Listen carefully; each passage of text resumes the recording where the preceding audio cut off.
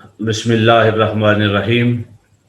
اللہم صلی علی سیدنا مولانا محمد وعلی آل سیدنا مولانا محمد وبارک وسلم وصلی علیہ۔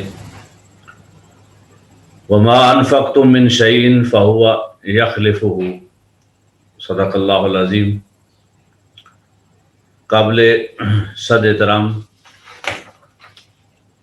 محترم نجف عباس زیدی صاحب، محترم سلمان حیدر صاحب، چیئرمین ایف سی ایم اے، اور محترم حبیب اللہ ہاشمی صاحب جنہوں نے کوآرڈینیٹ کیا، تو سب سے پہلے تو میں مبارکباد دیتا ہوں اس لاہور برانچ کونسل کو کہ جنہوں نے یہ مینیج کیا اور ذریعہ بنے اس دور میں زکوٰۃ کی اہمیت کو اور افادیت کو سمجھانے کے لیے۔ اللہ تعالی ہمیں اپنے احکامات کے مطابق زندگی گزارنے کی توفیق عطا فرمائے۔ ان تمہیدی کلمات کے بعد جو جتنا وقت میسر ہے، ہمارا موضوع ہے زکوٰۃ کی اہمیت۔ اللہ تبارک و تعالیٰ نے اس کائنات انسانی میں انسانیت کو جب تخلیق کیا، اس انسانیت کو اللہ تبارک و تعالیٰ نے زندگی گزارنے کا سلیقہ بھی عطا فرمایا، اور اس کائنات کے لیے اللہ تبارک و تعالیٰ نے انبیاء علیہ الصلوۃ والسلام کے ذریعے وحی کا ایک سلسلہ شروع کیا، اور سب سے آخری نبی میرے اور آپ کے آقا صلی اللہ علیہ وآلہ وسلم کی شکل میں ہمیں اللہ تبارک و تعالیٰ نے اس کائنات کے لیے آخری ہادی اور رہنما عطا کیا، اور ان کے ذریعے ہمیں قرآن مجید کی یہ نعمت میسر آئی، اور قرآن مجید نے ہمیں جہاں زندگی کے بقیہ تمام گوشوں اور پہلوؤں میں رہنمائی عطا کی، وہاں قرآن مجید ہمیں اپنی معاشی زندگی گزارنے کے اصول اور ضوابط بھی سمجھاتا ہے۔ اور اللہ تبارک و تعالیٰ نے مسلمانوں کے لیے جو بہترین معاشی اقدار، بہترین معاشی لائے عمل جو ہمیں عطا کیا ہے، اس میں ایک زکوٰۃ اور صدقات کا ایک لائے عمل اور طریقہ کار ہے۔ یعنی صدقات کا اللہ تبارک و تعالیٰ نے ایک پوری زندگی میں ایک ایسا لائے عمل عطا کیا ہے جس سے انسانیت کی بھلائی، معاشرے سے غربت کے خاتمے، اور محروم، محتاج اور مسکین لوگوں کے حقوق کی ادائیگی کا ایک مکمل نظام اللہ تبارک و تعالیٰ عطا کرتا ہے۔ قرآن مجید کی ایک آیہ مقدسہ کا ایک قصہ میں نے تلاوت کرنے کی سعادت کی حاصل کی، اس میں اللہ تبارک و تعالیٰ نے ارشاد فرمایا وَمَا أَنفَقْتُم مِّن شَيْءٍ فَهُوَ يُخْلِفُهُ۔ تم جو کچھ بھی خرچ کرو گے، اللہ تبارک و تعالیٰ اس کا متبادل آپ کو عطا کر دے گا، اس کا متبادل آپ کو فراہم ہو جائے گا، پہنچ جائے گا۔ تو زکوٰۃ کی اہمیت کے اعتبار سے سب سے پہلی اور بنیادی بات یہ کہ یہ اللہ تبارک و تعالیٰ نے توحید و رسالت اور نماز کے بعد اسلام کے بنیادی ارکان میں سے اس کو تیسرا رکن بنایا ہے، اور اس کا ثبوت حضور نبی اکرم صلی اللہ علیہ وسلم کی حدیث مبارکہ میں کہ آقا علیہ الصلوۃ والسلام نے جب اسلام کی ترتیب بتائی، اعمال کی ترتیب بتائی، تو توحید و رسالت اور نماز کے بعد تیسرا رکن زکوٰۃ ہے۔ اور یہ زکوٰۃ بنیادی طور پر انسانی معاشرے کو ایک خوبصورت فلاحی معاشرہ بنانے کا ایک منظم معاشی لائے عمل ہے۔ زکوٰۃ اللہ تبارک و تعالیٰ نے جو لازم کی، جس کو تیسرا رکن بنایا، یہ حقوق اللہ میں سے بھی ہے اور حقوق العباد میں سے بھی ہے۔ یعنی اللہ تبارک و تعالیٰ نے اپنے حقوق میں سے اسے رکھا کہ زکوٰۃ فرض اللہ کی طرف سے ہے، اللہ تبارک و تعالیٰ کی رضا کے لیے ادا کرنی ہے۔ انسان اللہ کی رضا کے لیے اس کے دیے ہوئے مال میں سے حصہ نکالتا ہے، لیکن حصہ اللہ کو نہیں بھجواتا، حصہ اللہ کے بندوں میں تقسیم کر دیتا ہے۔ تو یہ اللہ تبارک و تعالیٰ کی ایسی عبادت و بندگی ہے جس میں خالصتاً خدمت مخلوق خدا کی ہے۔ یعنی اللہ تبارک و تعالیٰ نے جتنی عبادات ہمارے لیے بنائی ہیں، یعنی جو حقوق اللہ ہیں، جب ہم تقسیم کرتے ہیں حقوق کی، تو کچھ اللہ تبارک و تعالیٰ کے حقوق جنہیں حقوق اللہ کہتے ہیں، اور کچھ حقوق العباد جو بندوں کے حقوق ہیں۔ تو بندوں کے حقوق تو دکھائی دیتا ہے وہ سارے ہیں ہی بندوں کے حقوق، لیکن جو حقوق اللہ ہیں جس میں نماز ہے، عبادات ہیں، زکوٰۃ ہے، یہ جو اللہ کے حقوق ہیں، اللہ تبارک و تعالیٰ نے ان اپنے حقوق میں بھی بندوں کے حق رکھے ہوئے ہیں۔ اب یہ میرا موضوع نہیں ہے، لیکن میں صرف اشارہ کر رہا ہوں کہ جیسے نماز اکیلے پڑھیں تو ایک نماز کا ثواب، اور وہی نماز آپ اللہ کے بندوں کے ساتھ مل کر پڑھیں تو وہ نماز 27 گنا بڑھ جائے گی، یعنی اس کا اجر و ثواب 27 گنا بڑھ جائے گا۔ تو اللہ نے اپنی عبادت میں مخلوق خدا کی خدمت کو رکھا ہے، اور یہ عبادت تو ایسی ہے جو سراپا اول سے لے کر آخر تک ہے ہی مخلوق خدا کی خدمت ہے۔ تو زکوٰۃ کی اہمیت یہ کہ اللہ تبارک و تعالیٰ نے اسے حقوق اللہ میں رکھ کر حقوق العباد کا ذریعہ بنایا۔ یہاں ایک اہم بات سمجھنی اور بھی ضروری ہے، زکوٰۃ کے بنیادی مقاصد کیا ہیں، اس کی امپورٹنس کیا ہے، اللہ تبارک و تعالیٰ نے اس کو ہمارے لیے کیوں لازم کیا ہے۔ تو پہلے ایک بات سمجھ لیں کہ صدقات دو طرح کے ہیں، ایک صدقات واجبہ اور ایک صدقات نافلہ۔ یعنی صدقات واجبہ وہ جو کمپلسری ہیں، اللہ کی طرف سے لازمی ادا کرنے ہیں، ان میں 3 چیزیں شامل ہیں۔ اس میں زکوٰۃ شامل ہے، صدقہ فطر شامل ہے جو ابھی ہم نے نماز عید ادا کرنے سے پہلے آخری ایام رمضان مبارک کے تو ان میں ادا کرنا ہے، اور تیسرا ہے عشر، جو زرعی یا بارانی زمین جو ہوتی ہے، وہ بارانی یا نہری زمین، اس پر جو ادا کیا جاتا ہے حق اللہ کا، وہ عشر کہلاتا ہے۔ یہ ہیں صدقات واجبہ۔ اس کے علاوہ بقیہ جتنے صدقات ہیں وہ صدقات نافلہ کہلاتے ہیں۔ زکوٰۃ از خود ایک صدقہ ہے، لیکن یہ ایسا صدقہ ہے جو اللہ تبارک و تعالیٰ کی طرف سے بندے پر لازم ہے۔ اب اس کے بعد جو زکوٰۃ کی اہمیت قرآن مجید میں اور حضور نبی اکرم صلی اللہ علیہ وسلم کی احادیث میں جس قدر بیان ہوئی ہے، اگر ہم اس اہمیت کو سمجھ لیں تو حقیقت یہ ہے کہ ہمیں اس عبادت سے پیار ہو جائے۔ یہ اس کی اگر صحیح معنوں میں اہمیت اور افادیت ہمیں سمجھ آ جائے تو اللہ تبارک و تعالیٰ کی اس عبادت سے ہمیں پیار ہو جائے، اور ہم اللہ تبارک و تعالیٰ سے یہ جو لین دین ہے صدقے کا، یہ بڑھا دیں۔ کیسے؟ قرآن مجید کی جو آیت مقدسہ میں نے پڑھی اس کا ترجمہ بھی یہی ہے کہ اللہ تبارک و تعالیٰ نے فرمایا کہ تم جو کچھ خرچ کرتے ہو اللہ اس کے متبادل تمہیں عطا کر دیتا ہے۔ یہ اللہ تبارک و تعالیٰ کا وعدہ ہے بندے کے ساتھ۔ اب انسان کوئی بھی کاروبار کرتا ہے، کسی بھی نوعیت کا کوئی کاروبار کرے تو معاشی اصولوں کے مطابق اس میں 3-4 چیزیں انوالو ہوتی ہیں۔ ایک بزنس مین انوالو ہوتا ہے، یا وہ سیٹ اپ انوالو ہوتا ہے، ادارہ انوالو ہوتا ہے، کیپٹل انوالو ہوتا ہے، اور پھر لیبر انوالو ہوتی ہے، را مٹیریل خام مال انوالو ہوتا ہے۔ یہ 3-4 چیزیں مل کر کچھ پروڈکشن کرتی ہیں، اور پروڈکشن جب سیل ہوتی ہے تو اس سیل ہونے کے بعد اس میں سے جس کا جتنا حصہ ہوتا ہے وہ حصہ اس کو تقسیم کیا جاتا ہے۔ خام مال کی قیمت ادا کی جاتی ہے، لیبر کو اس کا معاوضہ دیا جاتا ہے، سرمایہ اگر لیا جائے تو اس کا پرافٹ یا انٹرسٹ اس پہ دینا پڑتا ہے، اور جو ادارہ کمپنی اس سب کو مینج کرتی ہے وہ اپنا پرافٹ لیتی ہے۔ تو چاروں کا ایک حصہ ہوتا ہے اس پرافٹ میں جو تقسیم کیا جاتا ہے، تو ہر ایک کو اس کا حصہ مل جاتا ہے۔ اب یوں سمجھ لیں، اگر یہ مثال آپ کے ذہن میں ہے تو بڑی سادہ اور آسان سی بات ہے کہ انسان جو کچھ کرتا ہے، جس بھی ذریعے سے کماتا ہے، اس میں ایک حصہ اللہ تبارک و تعالیٰ کا ہوتا ہے۔ وہ کسان زمین میں بیج ڈالے تو اگنے کی صلاحیت اللہ تبارک و تعالیٰ عطا کرتا ہے۔ انسان کاروبار کرے تو اللہ تبارک و تعالیٰ تکلیفوں، پریشانیوں، آزمائشوں سے انسان کو بچاتا ہے اور بچا کے اسے نفع کمانے کے لائق بناتا ہے۔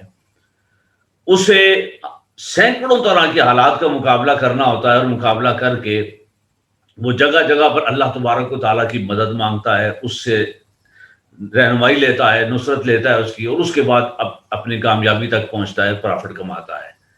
تو جیسے ہر ایک کا ایک حصہ ہوتا ہے، ایسے ہی گندم کے دانے کو زندگی دینے والا، بارش عطا کرنے والا، زمین کو زرخیزی عطا کرنے والا، وہ کون ہے؟ اللہ تبارک و تعالیٰ کی ذات ہے۔ تو یوں سمجھ لیں ہم اس سارے منافع اور آمدن اور پرافٹ میں سے ایک حصہ اللہ تبارک و تعالیٰ کا بھی رکھتے ہیں۔ وہ کہتا تو اسے اپنا حصہ ہے، لیکن اس کی انسانیت پہ کرم نوازی ہے کہ وہ اپنے نام پر لے کر اپنے بندوں میں تقسیم کرنے کا حکم دیتا ہے۔ تو یوں سمجھ لیں زکوٰۃ اس کاروبار دنیا میں اللہ کا پرافٹ ہے، اللہ کا حصہ ہے، جو دیانتداری سے ہم نے ادا کرنا ہے، اور ادا کسے کرنا ہے؟ اللہ کے بندوں میں تقسیم کرنا ہے۔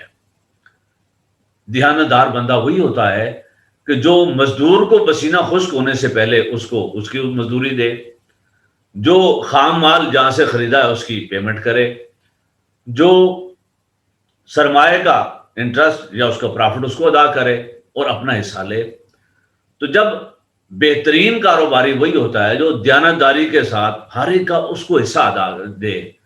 اللہ رب العزت نے اپنا حصہ بڑا معمولی سا رکھا ہوا ہے، اس نے 100 پر 2.5%، 2.5 اس نے اپنا حصہ رکھا ہے کہ بندے تو 98 لے، 97.5 تو خود وصول کر، اس سے پرافٹ کو تقسیم کر بقیہ حصہ داروں میں، اور خود بھی اس سے کما۔ تو اس کا ایک معمولی سا حصہ تو میرے لیے رکھ لے۔ باری تعالیٰ وہ حصہ ہم نے کیسے پہنچانا ہے؟ آپ کو منی آرڈر کریں گے؟ نہیں، وہ میرا حصہ اپنے دائیں بائیں دیکھ صرف 2 کو وہ نہیں دے سکتا، ایک والد کو اور ایک اولاد کو، یعنی یہ جو صدقات واجبہ ہیں والد کو اور اولاد کو نہیں دے سکتا، باقی ہر ایک کو دے سکتا ہے۔ تو وہ جو تیرے دوست، احباب، رشتہ دار، قریبی لوگ جو میرے بندے اور تیرے عزیز ہیں، تیرے قریب ہیں، ان میں سے کوئی ضرورت مند ہے تو یہ میرا حصہ اسے پہنچا دے، سمجھ لے میں نے وصول کر لیا۔ تو زکوٰۃ اگر انسان ٹیکس سمجھے، بوجھ سمجھے، وہ لاکھ میں سے 2,500، کروڑوں میں سے 2.5 لاکھ اس کو دیکھے گا تو شاید اسے لاکھوں میں جب فگر جائے گی تو پریشانی ہوگی۔ اتنی زکوٰۃ میں نے محنت سے کمائی ہے، مال کمایا، میں اس میں سے نکال کے دے دوں؟ تو اگر یہ دیکھے گا کہ میں کتنا دے رہا ہوں تو شاید مشکل ہو جائے۔ انسان ہے، اس معاشرے کے اثرات اس پر مرتب ہوتے ہیں۔ اور اگر وہ یہ دیکھے کہ یہ اس سارے آمدن میں سے رب کا حصہ ہے جو میں نے اس کو دینا ہے، اس کے رضا کے لیے دینا ہے، تو جس کو دے رہا ہے اس کی طرف نگاہ ڈالے گا تو سر شرم سے جھک جائے گا کہ باری تعالیٰ میرے پاس تو جو کچھ تھا وہ تیرا ہی تھا، میرے اندر جو صلاحیت ہے وہ بھی تیری دی ہوئی ہے، جسے میں اپنی عقل اور شعور کی کمائی سمجھ رہا ہوں وہ میرا عقل اور شعور بھی تیرا دیا ہوا ہے، جسے میں اپنی پلاننگ اور مینجمنٹ سمجھ رہا ہوں وہ بھی تو تیری رہنمائی سے مجھے میسر آئی ہے، تیری توفیق سے میں نے اتنا بڑی امپائر کاروبار کھڑا کیا ہے۔ تو وہ جو اللہ کی توفیق، اللہ کی رہنمائی، اللہ کی مدد، اللہ تبارک و تعالیٰ کی عنایتیں، اس کی نعمتیں جو ہمیں میسر آ رہی ہیں، اس کے اگینسٹ جب ہم دیکھیں کہ ہم صرف 2.5% دے رہے ہیں، تو جب بندہ اس کو دیکھتا ہے جس کی بارگاہ میں دے رہا ہے تو پھر یہ بڑا معمولی سا حصہ لگتا ہے۔ اور اگر آپ دیتے ہوئے اس بندے کا ہاتھ دیکھیں گے تو آپ کے ذہنوں میں اور خیالات آئیں گے، یار اس کو تو کچھ اور بندوں نے بھی دی ہوئی ہوگی، پتہ نہیں اس کی ضرورت پوری ہو چکی ہے یا نہیں ہو چکی، معلوم نہیں اب اس کو اور چاہیے بھی کہ نہیں چاہیے، معلوم نہیں یہ حقدار بھی ہے کہ نہیں ہے، معلوم نہیں ہے مجھے کیا امپریشن دے رہا ہے، پیچھے اس کی صورتحال کیا ہے۔ آپ اس کو دیکھتے رہیں گے، دیکھنا ضروری ہے، یعنی مناسب حد تک چھان پھٹک کرنا ضروری ہے، راگیروں اپنا بھکاریوں کو دینا ضروری نہیں ہے، مستحق اور ضرورت مند کو پہنچانا ہے۔ اور اللہ تبارک و تعالیٰ نے اس اپنے حصے کے بارے میں فرمایا قرآن مجید میں وفی اموالہم حق للسائل والمحروم، ہم نے تمہارے کمائے ہوئے حلال مالوں میں رکھ دیا ہے حصہ محتاجوں، مسکینوں اور ضرورت مندوں کا۔ یہ مقرر کس نے کیا ہے؟ اللہ تبارک و تعالیٰ نے کیا ہے۔ تو آج سے جب بھی اللہ تبارک و تعالیٰ کوئی صدقہ دینے کی توفیق دے، کوئی زکوٰۃ ادا کرنے کی توفیق دے، فطرانہ ادا کرنے کی توفیق دے، عشر دینے کی توفیق دے، تو یہ نہ سوچیں کہ آپ کس کو دے رہے ہیں۔ وہ چھان پھٹک کرنے کے بعد، تحقیق کرنے کے بعد دے اللہ کو رہے ہیں اور وصول اس کے بندے کو کروا رہے ہیں۔ اگر یہ توجہ، یہ یکسوئی رہی تو زکوٰۃ بھی اس کا منصب، اس کی اہمیت سمجھ آ جائے گی۔ آپ کو سارا کچھ دینے کے باوجود بھی تھوڑا نظر آئے گا، آپ یوں فیل کریں گے کہ میں نے تو کچھ بھی ادا نہیں کیا، اللہ تعالیٰ نے جو مجھے نعمتیں عطا کی تھی میں نے تو اس میں سے کچھ حصہ بھی نہیں اس کی بارگاہ میں پیش کیا۔ اور اس کی اہمیت ایک اور پہلو ہے، میں بس چند ایک پہلو اس کے عرض کر رہا ہوں اس کی اہمیت کے۔ ایک اور پہلو یہ ہے کہ حضور نبی اکرم صلی اللہ علیہ وسلم نے ارشاد فرمایا کہ بندے سے کئی غلطیاں ہوتی ہیں زندگی میں، کئی خطائیں ہوتی ہیں، چھوٹے بھی گناہ ہوتے ہیں، بڑے گناہ بھی ہوتے ہیں، گناہ صغیرہ، گناہ کبیرہ۔ اللہ تعالیٰ بچائے، ہر ایک کو محفوظ رکھے اس گناہ سے، لیکن انسانی زندگی ہے، معاشرے میں گناہ انسان سے ہوتے رہتے ہیں۔ حضور نبی اکرم صلی اللہ علیہ وسلم نے ارشاد فرمایا کہ اگر کسی سے کوئی کبیرہ گناہ ہو جائے، بڑا گناہ ہو جائے، ظاہر گناہ پر اللہ تبارک و تعالیٰ کی ذات غضبناک ہوتی ہے انسان کے لیے، تو اگر کوئی ایسا عمل بندے سے ہو جس پر اللہ تبارک و تعالیٰ بندے پر غضبناک ہو جائے، تو حدیث پاک ہے، آقا علیہ الصلوۃ والسلام نے ارشاد فرمایا اللہ تبارک و تعالیٰ کے غصے کو جوش ہے سب سے زیادہ ٹھنڈا کرتی ہے، اللہ تبارک و تعالیٰ کے غصے کو جوش ہے کم کرتی ہے، اللہ تبارک و تعالیٰ کے اس جلال کو جوش ہے مٹاتی ہے۔ حضور نے فرمایا صدقہ اللہ کے غضب کو بھی ٹھنڈا کر دیتا ہے، وہ صدقہ واجبہ ہو یا صدقہ نافلہ ہو۔ تو آپ یقیناً بھلا تو کر رہے ہیں اس بندے کا جس کو کچھ دے رہے ہیں، وہ اس کی ضروریات پوری ہو رہی ہیں، وہ اس کو اللہ تبارک و تعالیٰ نے جو کچھ مال میں اگر کمی دی ہے تو اس کا کمی پوری ہو رہی ہے، وہ اپنی آسائشیں لے رہا ہے، ضرورت کی چیزیں خرید رہا ہے۔ لیکن پہلی توجہ اس بات پہ رکھیں کہ آپ اس کا بھلا بعد میں کر رہے ہیں، پہلے اپنا بھلا کر رہے ہیں، اور کتنا بڑا بھلا کر رہے ہیں۔ آپ کی زندگی کا کوئی ایسا عمل آپ کی خطا سے ہوئی جس پر آپ کو نہیں اندازہ کہ آپ نے کتنا بڑا گناہ کر دیا ہے، خطا ہو گئی ہے، ظلم ہو گیا ہے، زیادتی ہو گئی ہے آپ سے، جس پر آپ کا رب آپ سے ناراض ہے، برکت ختم ہو گئی ہے، اب آپ کو تکلیف ہے، پریشانی ہے، صحت اللہ نے واپس لے لی ہے۔ ممکن ہے یہ ہمارے کسی عمل کا نتیجہ ہو۔ تو اگر آپ چاہتے ہیں کہ اللہ آپ کو شفائیں دے دے، اللہ آپ کو تکلیفوں، محتاجوں، پریشانیوں سے نکال دے، اپنے غضب اور جلال کو آپ سے ختم کر دے، تو اس کا بہترین ذریعہ یہ صدقہ ہے۔ وہ صدقے میں زکوٰۃ اور صدقہ فطر بھی ہے، عشر بھی ہے، اور دیگر صدقات نافلہ بھی ہے۔ تو دوسری اہمیت میں نے اس کی عرض کی آپ کو کہ یہ اتنی بڑی عبادت ہے اور اللہ کو اتنا قبول ہے یہ عمل کہ اللہ تبارک و تعالی صدقہ دینے والے پر اپنا غضب اور جلال ختم فرما دیتا ہے، کم فرما دیتا ہے۔ اور صرف یہی نہیں، حضور نبی اکرم صلی اللہ علیہ وسلم نے ارشاد فرمایا، اس حدیث پاک کا اگلا حصہ ہے کہ انسان کو بری موت سے بچاتا ہے۔ ظاہر ہے انسان نے دنیا سے جانا ہے، ہر آنے والے نے اپنا عرصہ حیات مکمل کر کے اس دنیا سے روانہ ہونا ہے۔ مختلف انداز ہے دنیا سے جانے کے، کوئی سکون اور آرام سے اللہ کی عبادت و بندگی کرتے ہوئے اس کا نام لیتے ہوئے دنیا سے جاتا ہے، کوئی حادثے، تکلیف اور پریشانی کے ذریعے جاتا ہے، اللہ معاف کرے چلنے کے واقعات بھی ہو جاتے ہیں، اور گاڑی میں، دفتروں میں، جگہوں میں انسان آگ سے جلس کے بھی دنیا سے چلا جاتا ہے۔ اگر انسان چاہے کہ اللہ تبارک و تعالیٰ اس کی موت کو آسان فرمائے، اس کی تکلیف میں کمی فرمائے، اور آسان موت عطا کرے، دنیا سے جاتے ہوئے سفر آسان ہو جائے، تو صدقہ انسان کے آخری سفر کو آسان کرتا ہے۔ تیسری اور عام بات، وہ صدقہ یا زکوٰۃ وہ نمو کا ذریعہ ہے، یہ قطعاً کمی نہیں ہوتی اس سے، بس یہ جس کا یقین اور ایمان جتنا مضبوط ہو اسے یہ اتنا ہی نفع دیتا ہے یہ عمل۔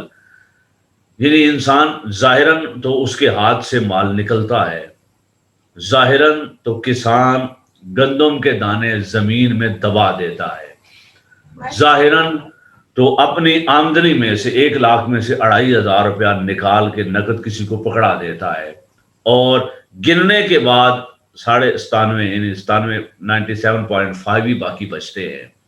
ظاہراً تو اسے کمی ہی دکھائی دیتی ہے، لیکن اللہ تبارک و تعالیٰ کا وعدہ ہے فَهُوَ يُخْلِفُهُ، وہ اس کا متبادل عطا کرتا ہے۔ یہ کسی بھی صورت میں کمی اس سے نہیں ہوتی۔ یہ واقعات بات سمجھانے کے لیے ہوتے ہیں، یہ ریفرنس کے لیے نہیں، تاکہ بات دنوں تک اتر جائے اور بات سمجھ آ جائے۔ حضرت رابعہ بصری اللہ تبارک و تعالیٰ کی نیک اور مقرب بندی، دنیا سے میں اللہ کی عبادت و بندگی کرتی رہی اور مخلوق خدا کی رہنمائی کرتی رہی۔ ایک دن ان کے پاس مہمان آیا، اور مہمان ایسے وقت میں آیا جو کھانے کا وقت تھا۔ آپ نے اپنے گھر میں کھانے کا سامان دیکھا تو جسٹ ایک روٹی تھی، آپ نے وہ روٹی اٹھائی، باہر نکلی اور اللہ کی راہ میں تقسیم کر دی۔ واپس پلٹی، خالی ہاتھ دیکھ کر مہمان سوچنے لگا کہ ان کے پاس ایک ہی روٹی تھی، اگر وہ آدھی آدھی کر دیتی تو کچھ نہ کچھ پیٹ دونوں کا بھر جاتا، وہ ایک بھی تقسیم کر آئیں، اب یہ کیا کھائیں گی اور میں بھوکا رات گزاروں گا۔ کچھ دیر گزری، دروازے پہ ناکنگ ہوئی اور کسی نے بلایا، حضرت رابعہ بصری گیٹ پر گئی تو آنے والے نے کہا کہ یہ آپ کے لیے کسی نے کھانا بھجوایا ہے۔ آپ نے وصول کرنے سے پہلے کہا کہ برتن سے ڈھکنا اٹھاؤ یا کپڑا اٹھاؤ، میں گننا چاہتی ہوں۔ انہوں نے گنی تو 9 روٹیاں تھیں۔ اب ان کا یقین اور ایمان اپنا تھا، فرمانے لگی یہ میرا نہیں ہے، کسی اور کے لیے بھیجا ہے، لے جاؤ۔ میرے رب سے وعدہ ہے، یعنی اللہ کا مجھ سے وعدہ ہے کہ وہ ایک کے بدلے 10 عطا کرے گا۔ کچھ دیر گزری، پھر ایک اور شخص آیا وہ کھانا لے کر، آپ نے اس کی روٹیاں گنی تو وہ 10 تھیں، تو فرمایا ہاں یہ اللہ نے میرے لیے بھیجا ہے۔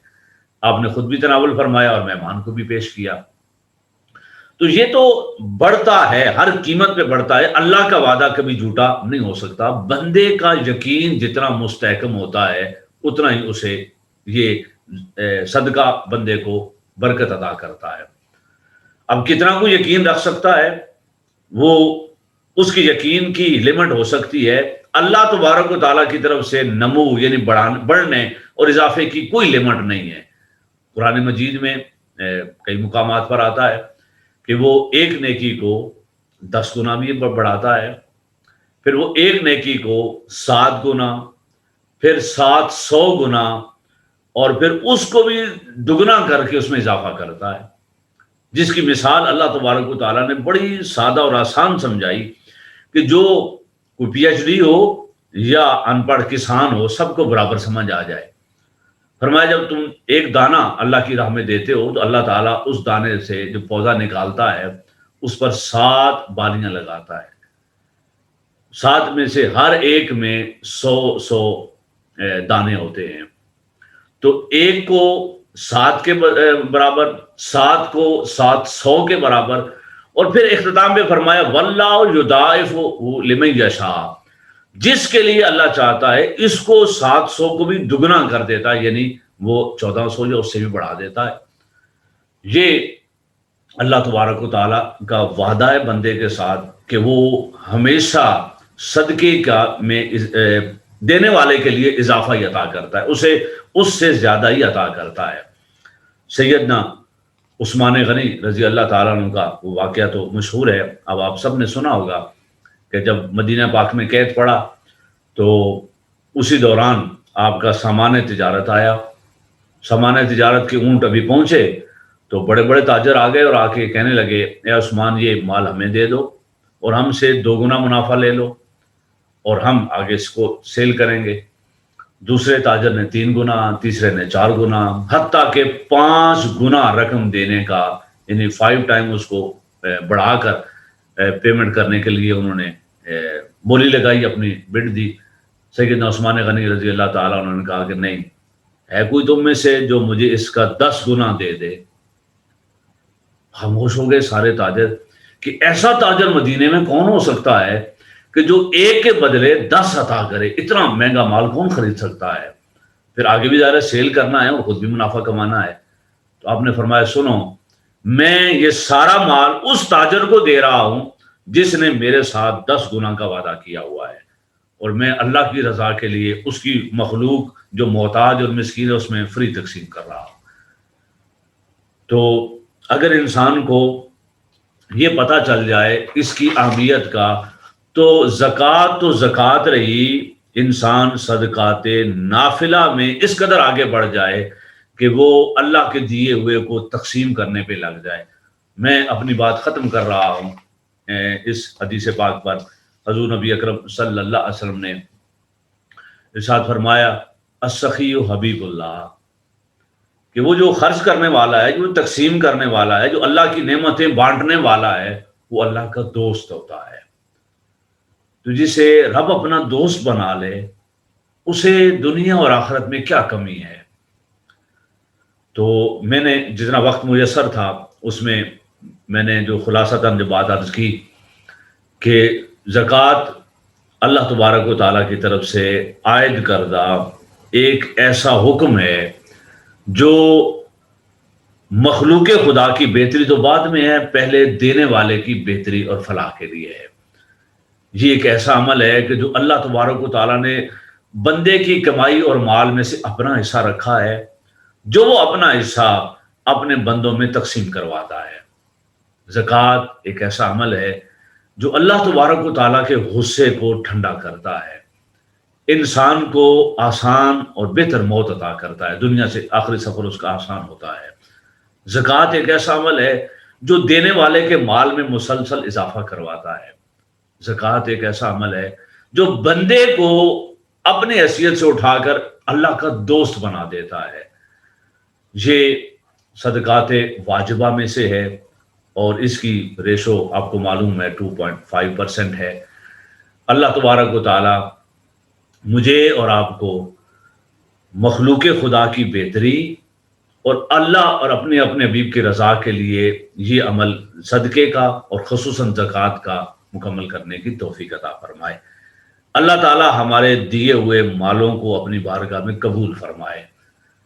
یہ وقت ابھی نہیں ہے اتنا، ورنہ اللہ تبارک و تعالیٰ نے قرآن مجید کی ایک پوری سورہ مبارکہ میں اپنی بارگاہ میں صدقہ دینے، زکوٰۃ دینے یا صدقات دینے کے کچھ 17 آداب بیان کیے ہیں کہ رب کو دینا ہے نا تو پھر کسی طریقے، ادب اور سلیقے سے دینا ہے، تاکہ وہ تمہیں 700 اور 7000 اور ہزاروں گنا نفع پہنچائے۔